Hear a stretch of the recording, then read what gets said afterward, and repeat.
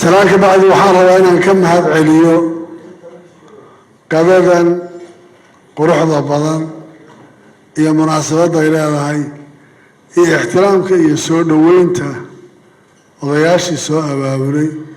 باهي بقر وحارة وأنا كم هذا عليو أدبان دينكم هذا علينا إن شاء الله إذا أنا توضع كلام دينا هذه لهينا أنت أمريكا كقدبو warku hadduu kaftan lahaa iyo hadduu garsheegasho lahaa iyo xaajo hadduu lahaa intaba waa la dhameeyey wax hadda hadal oo ii dhiman oon idhaahdo ma laha haddii qabiil laga hadlay waxaa la yidhi 30 sano ka hor baa gobashaan oo kale la dhigay hadday isku dirisahayd iyo hadday isu keenisahayd waa la sheegay laakiin waxaa saxay markii dambe warka Sambalosh khalad baa ku jiray dhagdheer baa saxay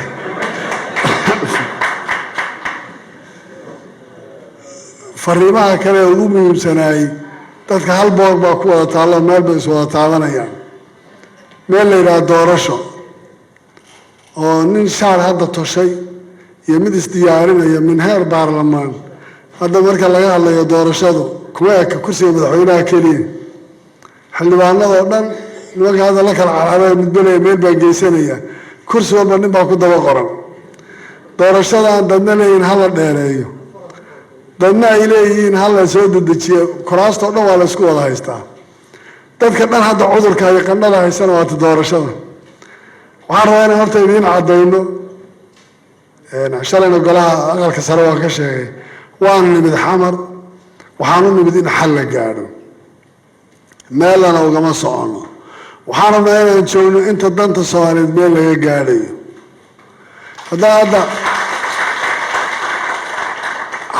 hadda tiraadaan dhuusamareeb ha la aado kala qabtaadu way fogaanaysaa wax badan oo warana ma jiri kara halkaan muhiimada ay leedahay baa jira adeeraha jooga abtiyaal baa jooga dad xaajada galaa jooga marka qolada hadda dhuusamareeb geel baa ku xidhan leh geel idinka imanaynaay meel kastaba hala tagay muhiimadu waxay tahay danta loo yimid in la gaadho la isu tanaasulo tanaasulkana waxaa asalka dadku waxay ku ballameen sida loogu ballamay inuu hirgalo haddii doorasho waqti lagu heshiiyey 4 sanaba inay si u dhacdo wixii farsamo ku yimaado waa sidiisa waqti hore waxaan la bilaabi lahaa haddii aan shayga xilligiisa la bilaabin oo waqti dambe la bilaabana orodku dhibaato keena Soomaalidu waxay tiraahdaa nin hulaab xun in wax qarsan baa la moodaa waxaan rabnaa cid waliba waxay qabtaan inay si cad u sheegto waxaan ka shaqaynaynaa inay noqoto mid ummadda danteeda ay ku jirto taas fariimaha badan ee la gudbinayna waan qaadnay munaasabadaha iyo maqaamyada aan tagaynana waan ka hadlaynaa asal ahaan xasiloonida siyaasaddu waxay ku jirtaa in doorashadu xilligeedu ku dhacdo sanadihii hadda la soo dhaafay isbeddelka siyaasaddu sidii u socday baa dowladnimada Soomaaliyana qayb ka ahay taasi waa mid ina faran qof waliba inuu ka shaqeeyo in la ilaaliyo arrinta iyada inta aan mas'uuliyadda haynin ee xilka raadinaysa ama siyaasadda dan kalena inay ku qanacdo oo waqtiga lagu ballamay iyo say ku dhici lahayd kulli laga wada shaqeeyo wax kasto qalalaasa inuu keeni karana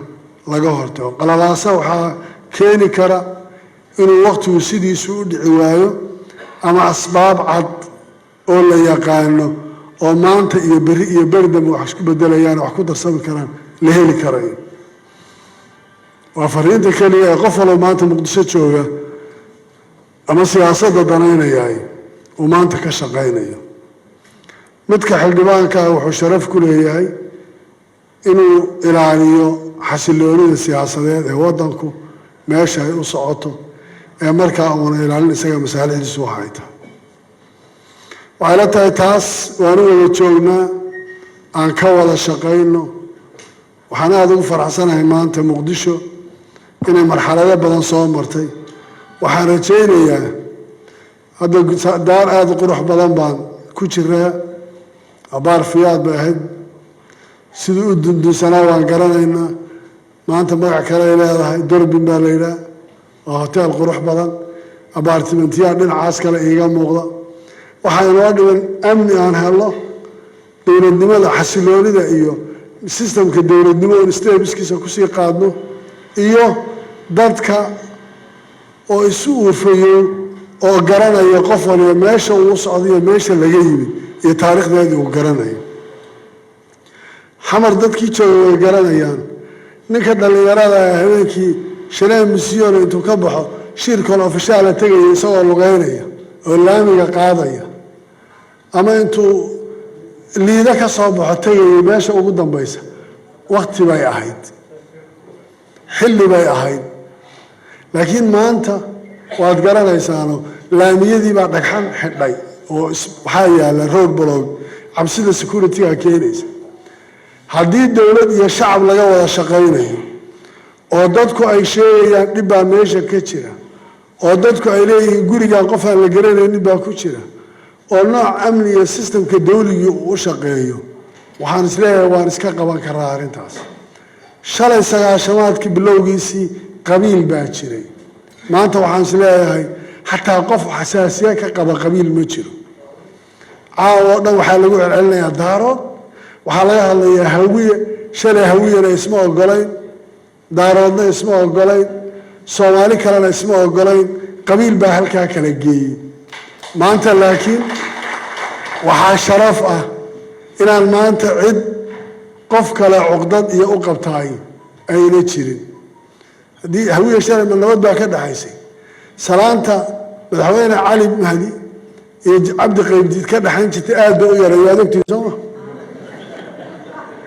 kuwa daaroodka ma sidaasoo kale soomaynahayn qolon waliba iyadaa inteeda isugu filay inaan ka soo gudubno waa aad bay u fiicantay waxaa ilaahay mahadiya maanta in magac hawiye intii laysu keenay layidhi hawiya waxaan idhi hadda markii odayaashu hadlayeen kaalay ma beelbeel baa loo hadlayaa inaan liiskaa fiirinaya moota nin walba waa fiirinaya raydu ka soo jeeda inaan ogaado waa waxtar iyo wax isu ogolaansho waa wanaag halkaa aan ka sii bilowno asalkuna wuxuu yahay dowladnimada iyo noocay u socoto iyo dhaqankeeda inaynu ilaalinaa kulligaan daninoo arrinta caasimadda waa fariin hoosna la isugu dhageeyo korna la isugu dhageeya muqdisho inay fiicnaato oy dhisanto oo governar ay yeelato oo la soo doorto oo dhaqaalaheeda la yaqaano meeshuu ku baxayo oo waddooyinkeedu hagaagaan oo dadku biyo nadiifa ay cabbaan oo koronto dowladdu leedahay ay helaan oo biyo dowladdu leedahay ay helaan oo ganacsatada gacantooda intay ka baxdo milishibiya ay shaqayso oo nadaafadda ay ka shaqaysaay waa waxa ugu fiican ee caasimad laga sugayay madaxweyne xasan sheekh maxamuud weyne hor fadhiyaa 2016 oo isteedyo badan iyo la dhisay waxa ugu badan laga hadlay baarlamaanku ha qeexo maqaamka caasimadda si sharciyadeeda ay u waxaysanto maanta haddaan si dhaba idinla hadlo haddii la yidhaahdo cali iyo cumar iyo faarax maanta sidaa iyo sidaa ha la yidhaahdo wareegtana ay ku filan tahay gobanarka hebel kana ka qaad kana gee warqadaasi ay soconayso intee in la-eg buu qofkaasi magaalada wax ka qaban karaa tan qof wareegto ku yimid warqad lagu soo qoray uma baahnee wuxuu u baahan yahay qof sanduuq wax loogu riday oo sharciyadu haysta ay tahay midda sanduuqa yaan lagu jahawareerinin inta wax magaratada ah yaan la odhanin hebel cali iyo cumar baa diidan war caasimadda barnaamijkeeda aan saxno oo aan u hadlo oo sharciyadeeda iyo maqaamkeedu ha cadtaado oo dadku waxa ay leeyihiin xaq ha u heleen oo culayskii dhibaatada maanta ku jira ha laga qaado laakiin intaasi masalada caasimadda waa inoogu filantahay waan joognaa saaxiibadayana waan sugaynaa waxaan rajaynayaa weliba saaxiibaday markay yimaadaan inaad iyagana gudashan oo kale u dhigtaan oo si fiican loo soo dhaweeyo oo xamar bay nala joogeen aan la odhanina way imanayaana gobollada ka imanayaana la keeno oo waxaad noo shubayseen eed noo sheegayseen iyagana aad u sheegtaan oo weliba sambilowsha warka la siiyo sababtaas aniga waxay tiraahdaa afka waxaa la yidhi ama ali halqaha ku cuno ama sanbadoosha ha ku hadlo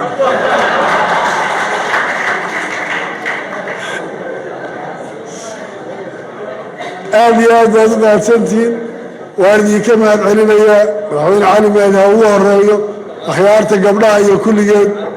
maryan cali umbratoriyadii waa la dhisi doonaa shaqo fiican baa la qaban doonaa asalaamu calaykum waraxmat ullahi wabarakaatu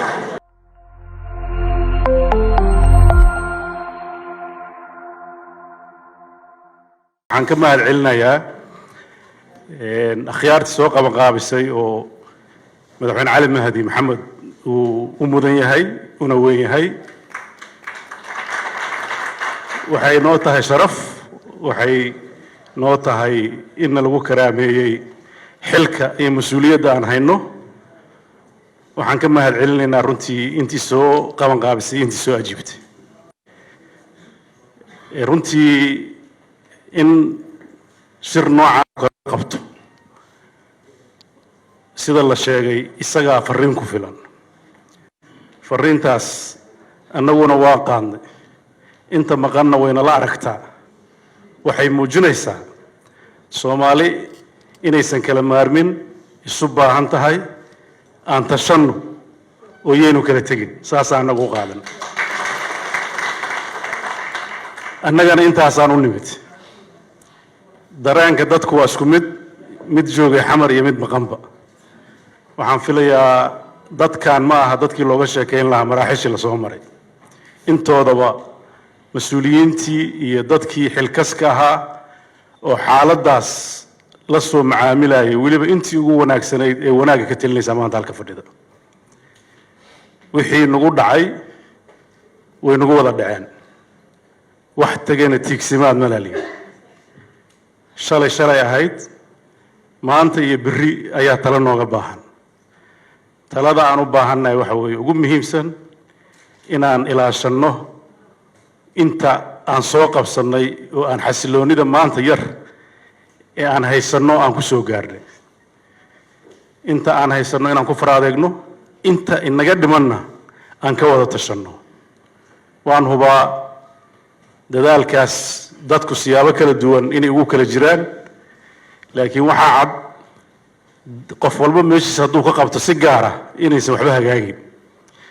in talada la ballaariyo oo talada la badiyo ayaa muhiim ah runtii saad ogtihiin xaaladda hadda taagan oo fariimaha badan ee halka laga jeediyey fariinta ugu muhiimsan waa fariinta doorashadu 4 sanaba mar inay dhacdo waa udubdhaxaadka xasiloonida siyaasadeed ee Soomaalidu maanta haysato qof walba oo damiir leh kaasi way gubaysaa xumadda xilliga doorashada dhacdana waa wax iska jira oo dadka waxay u qaybsamaan kuwa doorashada raba in la doorto iyo kuwa saaxiibadoodii ehelkooda la jecel in la doorto marka waa lagu wada jiraa xumadda doorashada laakiin waxaa la rabaa mar walba si miyir qabta oo deganaansho ku jirto oo runtii wixii meeshii la joogo hore uga dhaqaaqaysa in hadba lagu eego waxaad ogtihiin fariimaha halka waxaa ka baxay dhuusamareeb in la tago ragga hadda naga maqan awalba waa wada joogi jireen horta aniga axmed aa sabab u ahayd dadka maqanoo dhuusamareeb yimid annaga ahayd saaxiibadan hadda waa maqan yihiin waan u sheegaynaa inta badan in runta laysku sheegaa fiican dhuusamareeb 1 dadka yimid annaga ahayd 2 annagaa joognay 3 dadkii gogosha dhigay baan ahayn haddaan ka maqannahay horta weli nooma furmin annaga hadda waa furantahay dheen laakiin annaga weli waa noo furantahay maxaa yeelay gogol aan annaga wax ka lahayn gogosha wax ku leedahay xataa haddaa maqnaat waa lisla sugaa marka hadday cid laabtay ay jirto annaga ma ogin hadda ciddaasaa la weydiinaya horta laakiin annaga waa noo furanta ulajeedadeedana waxa weeye dan Soomaaliyeed in looga tashado waan qabnaa oo marar badan baan siyaabo kala duwan u sheegnay oo dhuusamareeb 1 iyo 2 ay ku soo baxday in doorashadu waqtigeeda ku dhacdo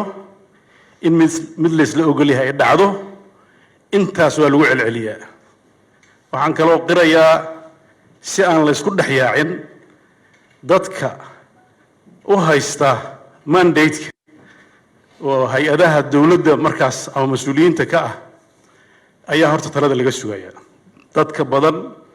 ee hadda hadlay hadday gacantooda ku jirto annagana lama hadleen waxay la hadlayaan waa dadka mas-uuliyadda markaa jooga marka runtii in si fiican loo maqlo dareenka dadkana waa muhim intii aan joogay xamar sida la sheegay dad badan baan arkay anoo maqan baana dareenkooda ogaa maxaa yeelay dadka Soomaaliyeed ama hal wada jooga ama hal maqnaade waa isku dareenka laga walwalayo waxa weeye war meeshaan joognayaan dib uga dhicin ee aan hore u soconno talo walaalnimo lagu wada socon karaa dadka markaa xilka haya kuma ceebeysna in ay xilka mar labaad doonaan inay ka shaqeeyaan si ay isleeyihiin waad ku guulaysan kartaana kuma ceebeysna laakiin waxaan rabaa processka loo marayo inuu noqdo equal opportunity ila adiga kaliya ma cid tartamaysa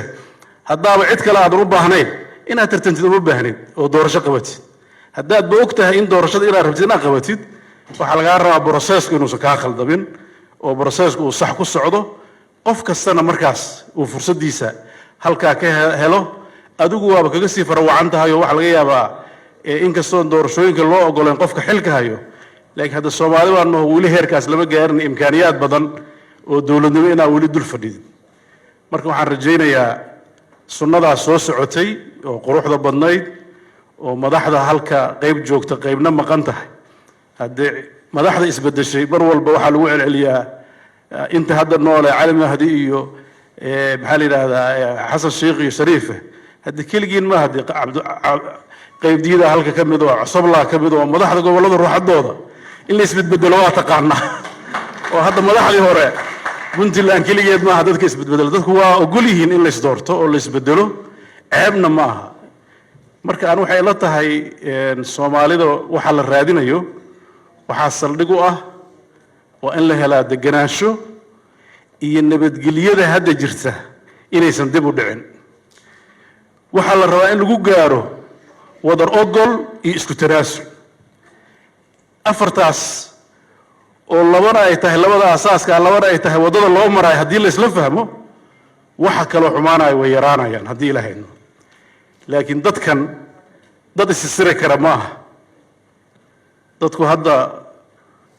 inda yar ugu fidnay full baa wada shidan dadku meel walba waa arkaan marka nin indhihiisu waa weeyeen meel aad ka laabanaysid ma leh waxaan aad uga mahadcelinayaa runtii gogashaan dadka dhigay deegaanka Muqdisho waa sida la sheegay Muqdisho waa magaalo madaxdeena waa hooyadii ummadda Soomaaliyeed ay deganayd waa meeshii cid walba kan deganayna uu soo hanqaltaagi jiro markay dani ka gasho uu imaan jiray way haddana waa sidii oo dabeecadaas ma aysan bedelin dadka degan oo u badan si hadda loo kala badan yahay garan maayee laakiin haddana muddadii la joogay oo hadda dawladdu ay ka dhisnayd waa muuqataa in deganaanshuhu iyo sabirka aad sheegteen waa ficil xaqiiqi oo jira laakiin waa sabarna kaliya laga rabo waxaan laga rabaa hoggaanka dalka tiine ina wax ka qumisaan oo hagaajisaan xamar sida uu ekaanayso maanta kaliya farmaajo lagu haystay hadda waa joogi jirteen ruuxadiin waxaa la rabaa xamar ina hoggaankeeda la qabto wixii ka khaldan laga saxo oo ay noqoto meeshii wax laga bilaabay asalka ahayd waxna waa sharciga iyo maqaamkeeda waxna waa muuqaalkeeda iyo nolosheeda hadda xataa marka laga tago maqaamkeeda iyo see noqonaysa ay la dooranaysa marka laga tago xamar siday hadda ay u eg tahay si lagu raallaan karo ma ah ammaan ma jiro nadaafad ma jirto meel walba waa la dhistay hadda caasimad Soomaaliyeed say ku noqoto naftirkeeda in laga shaqeeyo u baahan tahay aniga magaalada waa jeclo waa ku dhashay abil waxa uu dirayaa dadka hadda jooga hadda aray ma degani magaalada xamar waa la xumeeyaan maqli jiray xamar xumeynta laga dhaaf oo siday hadda ku sugan tahay wax laga bedelo annagoo dhanna diyaaraan u nahay maxaa yeelay qalbigeena iyo qulubteena la jirta xamar wanaageedaan rabnaa xamar oo xumaata waa dowladda Soomaaliya oo xun waa muraayadii dalka waa caasimadii dalka maqaam kasta iyo sharaf kasta oo ugu mudan tahay inay Soomaaliyeed kala siisay munaasab u tahay waxa intaas dadka Soomaaliyeed laga kari laayahay war dowladnimada marka la dhisayo waxa saldhig u ah is-ogolaansho siyaasadeed tallaabada u xigta wax weeye sharci lagu qotamiyo waxaan sharci lahayn hadhow waa murankeedu badanaya waxaan qabaa hadda anigu ma qabo waxyaabo sharci ah iyo waxaas inaan ka hadalno hadda xaalad adag baan maraynaaye horta awooddeena aan isugu geyno dalka siday doorasho u geli lahayd taasaa saldhig ah laakiin waxaan ka rabnaa hadhow yaan la cabaadin dowladda soo socota ay timaado waxaa la rabaa wixii ay qaban lahayd hadda in la isla garto oo aysan isla dhaafin oo sanadka ugu dambeeya aan la cabaadin waxaan u baahannahay mar walba sanadka ugu dambeeya la yiraahdaa see isu dooranayna waxaan hadalkay ku soo gaabinayaa gogasha noocaana in aad loo badiyo arrimaha siyaasadda waayadan dambe Soomaalidu waxay leedahay habeenkii bay ka shaqeysaa hadda ka bacdi waxaan rabnaa siyaasadda maalintii in laga shaqeeyo xalaal maxaa la oran jiray daraar baa la qashaa soo maaha bahashaan haddee mugdiga ah horta naga dhaaf haddii mugdi lagu jiro dadka shacabka victim noqonaya in yaroo habeenkii wax qaybsata waa ogahay haddii habeenkii la iska dhaafo dad badanaa shaqo weyn doona dhegdheer iyo dhegay shaqo laakiin kuwa kale oo badanaa shaqo ilaahay dhib male marka shaqada maalintii ha laga dhigo dadku saraaxa ha u wada hadlo waa la kala garbaxayaa haddii ilaahay ka dhigo marka taasna waa kaftanku maanta waa furan yahay maxaa yeelay gogol aan kaftan lahayn walaalnimo kama muuqataa la yidhi marka in la kaftabaa loo baahan yahay fariimihiinna si fiican bay noo galeen laakiin ficilkeeda inaan isla qabanaa rabnaa waa mahadsantihiin dalkan Soomaaliya la yiraa dhibaato badanaa mar hore ka dhacday meeluu soo maray adduunyada weligeed baayida isku toosan la arki maayo waa tii la yiri waa rati saddexaho mar walba dheelisaa ku jira ee celisay rabtaa wax dhib badan waa la soo maray waa laga soo kabtay laakiin wax badanna waa dhiman yihiin oo u baahan in laga shaqeeyo la qabto u baahan meesha u asalka laakiin waxay tahay meesha maanta oo dhan qof kasto meeshan soo istaago ka hadlay oo ku saabsan arrimaha deganaanshiyo siyaasadeed in la helo deganaanshiyo siyaasadeed ayaa wax walba ka dambeeyaan helitaankeeda marka deganaanshiyo siyaasadeedna dhowr nooc iyo cabirro iyo waxba kala yeeshay midda hadda maanta u taagan waa middaas oo doorashada oo la sheegayay sambalowsha warkiisii hal qodob oo ku jiraan rabaa inaan soo qaato oo ah doorashada waqti oo dadka dhan ay soo waqtigii in laga soo shaqeeyo ay ahayd waa soo gudubtay waa laga soo daahay mar hore ay ahayd in oo maxaan ku raahdaa shaqadeeda la soo bilaabo oo laga shaqeeyo waa la gaari karay marka laana wax badan oo horta waa soo dhismeen wax badanna waa dhiman yihiin marka laakiin de xoogaa dib u dhaca nooga jiro 15 Oktoobar waxaan u maleynayaa waa la joogaa marka aniga waxaan ku sii kabaa kaliya warkii Sambalowsha oo ahay warka doorashada ha laga bilaabo date-ka doorashada in la fix garay horta maalinta doorashada dhacaysa ha la sheego markii la sheego doorasho noocee aan qaban karnaa maalintaas wixii ka horeeyo markaas muxuu ay sahlan tahay in laga hadlo laakiin haddii doorasho noocee aan qabanayna laga hadlo doorasho noocee waxa waa webi dhir loo raacay ma la dhigi jiray lagu maahi jiray ma dhamaato waayo waa la iska daba kiciraa mid 3 bilood ku dhamaatay mid 6 bilood mid sanad mid 2 sano mid 10 sano u baahan xataa waa la qorxi karaa waa la sheegi karaa laakiin haddii la waraadha waqtiga anagu waa naga dhamaaday 27 December-na baarlamaanana laga rabaa 8 February-na madaxweynaha laga rabaa intaas maxaan ku keeni karnaa waqtiga hadda noo harayna waa intaan doorasho noocaan ah oo intana ka toosan intana ka qaloocan intana ka laaban ayaan ku keeni karnaa ayada aan qaadano sidaas in lagu faataxaysto oo meeshas markaas laga dhaqaajiyo ku fiican tahay odayaashana waa loo sheegay anigana taasaan ku sii adkaynaya waxa ka soo haray magaalada Muqdisho aad looga hadlay maqaamka laga hadlay banaadir laga hadlay dadka laga hadlay madaxweyne Axmed u dambeeyay hadda oo yiri magaaladan qof dikreeto lagu soo qoray ma aha ee qof sanduuq cod loogu soo riday waa inuu ka taliyaa oo dadku haday u bagi waayeen biri haddana ay ka qaataan أي صندوق كلا ميت كلا أو محاوي كسيف عن عد وجردان marka talada intii fiicneed iyo talooyinkii wanaagsanay maanta oo dhan xigmadan ay ku jirtaa runtii laga wada sheegay aniga intaasan dhaxdu uga jiraan taageersanahay waxaan rabaa inaan u mahad celiyo dadkii soo qaban qaabay gogashaan si gaar ah madaxweyne Cali Mahdi oo oday muxuu ahaay Soomaaliyeed ah runtiina muxuu ahaay ra'yiga in gogashaan la dhigaa asiga ka yimid markii koobaadba intii kala shaqeysay ama ku garab islaagtana way mahadsan yihiin walaalaha waxaan leeyahay waa la wada sheegay magaaladoodii waaye mid ku dhashay iyo mid ku soo koray iyo mid wax ku soo bartay iyo mid muxuu ahay wasiir ka soo noqday iyo mid xildhibaan ka soo noqday oo badheereen madaxweyne muxuu ahay Saciid Cabdullaahi Diin waxaan ma badheereen ba hadda ahayd mugo wasiirkana ka ahaa magaaladan uu dhex fadhiya soo wasiir muxuu ahay xildhibaanna uu ka ahaa oo baarlamaanka uu muxuu ahay joogay marka waa sidaas waa la wada wareegayaa annaga lafsadayna inaan gobolada ku dambeeyno marka dabaadana odayaashii waa weynaayo muxuu ahay dadkii meesha soo jira moogta meeshan waxa lagu hayaa soo yaraado dadkii xaggay jiraan adiga xasan shiiqo dhuusa mareeb taageero doorasho ka dhaardiin in la arka xataa wax diiday malaha goosha dhuusa mareeb iyo dadkeedii iyo wanaageedii sidii loo soo sameeyay wax fiican ay ahayd gobol Soomaaliyeed ay ahayd magac iyo sharaf heebada ka timid haddana gogoshaasi sida madaxweynaha u sheegay gol maalintii koowaad iyo maalintii labaad iyo kulli waa furneed welina waa noo furan tahay waana quruxsanaynaa laakiin hadda annagu dadkeenni xamar joogay dhuusa mareeb aan tagin waaba geedi waa idin timid amayna idinka fakarna waa nugu jirtaayo taladii hadda idin soo dhawaatay ama lugta ku dhaganaataanna waa nugu jirtaaye laakiin marka haddii dhuusa mareeb la tagana ka harimayna waa muxuu ahay waa daba kacaynaa iyo garow meeshii la geeyaba meelan uga harayno ma laha markaan haddii alla yiraa waqtigaana sidaa keenay mar kale aad iyo aad u maasantihiin waxaan rabaa dadka muqdisho goglahan ha bateen madaxweynayaasheena kale oo maqan markay yimaadina loo dhigaa ayagoo wada jira loo dhigaa waa la sii dhigdhigaa haddii alla yiraa insha allah aad iyo aad u maasantihiin wassalaamu calaykum waraxmatullaahi wabarakaatuh